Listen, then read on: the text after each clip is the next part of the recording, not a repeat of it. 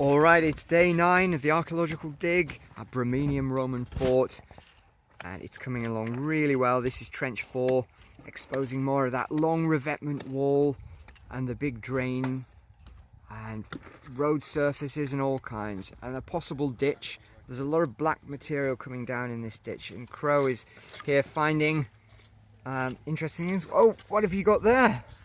Piece of pot, I think. Oh, fantastic. Oh, that looks really good, isn't it? Oh, it's a mortarium. Yeah, that's absolutely excellent. They're often different material. That one's quite terracotta, but that's the, so 2 parts, but that's the rim there. Good sizable kind of lip that you can carry it by. And then there would be gritty fabric in the bowl part. So again, mortarium, it's like a pestle and mortar, effectively for grinding. We've found quite a lot of those over the site over the last few years, but that's excellent. And that fill is quite dark, isn't it? It's quite clay-like too, and really thick. Has there been anything else come out of that fill? We've had a bit of wood in the filling and a bit of bones. Wow. Well, that's fantastic. Well done. Keep going. We'll see if we can get to the bottom of it. We've got the students training them up on how to do planning. This is drawing, section drawing actually. So they're getting the profile across the length of the trench there. They're doing very well, taking turns at drawing and measuring. 7:35.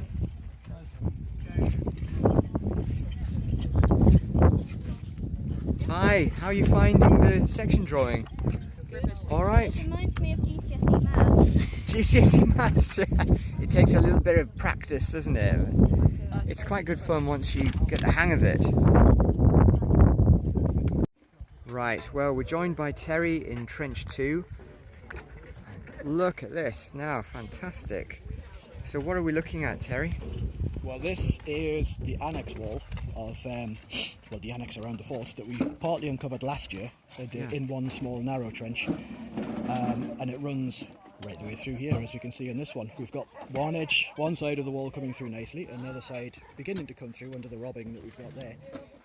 And of special interest in this one is that towards the section there you can see how the stones drop away, and it looks as if it's subsided into a hollow underneath that, an earlier feature, which is something we'll have to investigate later on. Oh, I see, it's like slumped down right there, right? Pitch away downwards. See that, grading, So yeah, pitching in, yeah. Yeah, so it's most likely some kind of earlier ditch or something that runs off underneath there, that the wall is subsided, the weight of the wall has pressed itself into and just subsided down.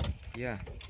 What we're hoping to find in this is a gateway, an entranceway through that wall to get to this area outside where we've got all the street surfaces and the buildings from last year, and everything that's going on in that area. So we're hoping to extend this enough to be able to catch something that leads through from the fort behind us, down through the wall, through the annex wall, and then out into the wider complex outside.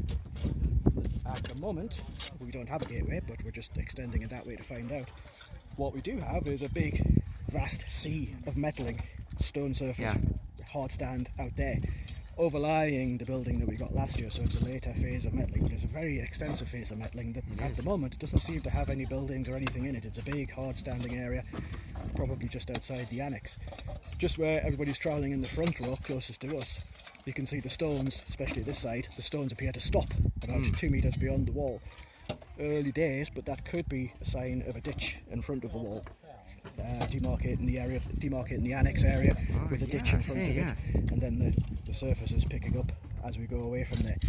Next door, where we dug that last year, there was possible signs of a ditch, but it wasn't very clear, but we did get lots of waterlogged deposits from further down in the area where the ditch would be as well, so quite hopeful if that does turn out to be a ditch, we may be able to get some really nice dating evidence from the lower parts of it. Oh, that's absolutely brilliant. Thanks for that. Great. We're just saying this is a good shot. Looking down the wall. Where it's slumped in there. Excellent. Right. So that's potential ditch out the front on the the west side of the rampart from the inner annex, right? Yes, that's right. Yeah, and it meets metal surface there. That's the one, yes. Now that is of interest because after last year's excavation we had some very, very tentative stratigraphy dating between several different phases of the site. We thought that the annex wall was quite early on, Yeah, and then it was followed probably by what we call building 1, the building we excavated last year, the various different phases and iterations of rebuild of that phase. Then that building went out of use and we had this big sea of metalling. However, what looks like it might be happening this year, now we've actually got the area open to join the two bits together. It looks more likely that the wall is quite late on. We've got a wall, the ditch in front of it. You can see here a gap in the metalling, which is probably, so far we think, a ditch running along the front of it. Then we've got our metalling road surface. And if you look at the levels, the building from last year where the guy in red's kneeling down, you see the wall of the building, that goes underneath by quite some way. The metal that we're uncovering now that goes with this annex, which means that the annex wall is later than the building right. from last year. So the annex wall and this metalling is fairly late on in the comparison of things. Yeah. So maybe the what we call the outer annex with the turf rampart. Yes. Maybe that's the the earlier It could feature. be. Yes, it could be. So there's which is the reason for digging this trench, which is great. So it's doing what it's supposed to do. It's joining the areas that we've dug in previous years together and giving us something that will help date them comparatively. And hopefully we'll be able to firm that up with pottery, cones, whatever we find, any kind of dating evidence in the individual layers as well. So Fantastic. All good. Yeah.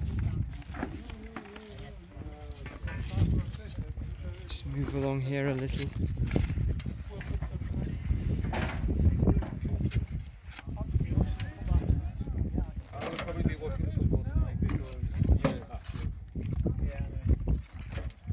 Let's have a look. Let's see if we can zoom in and you can see this. Isn't this great? So this is a lead seal that that was found in the spoil, I think, and just fantastic. We found one of these last year. Usually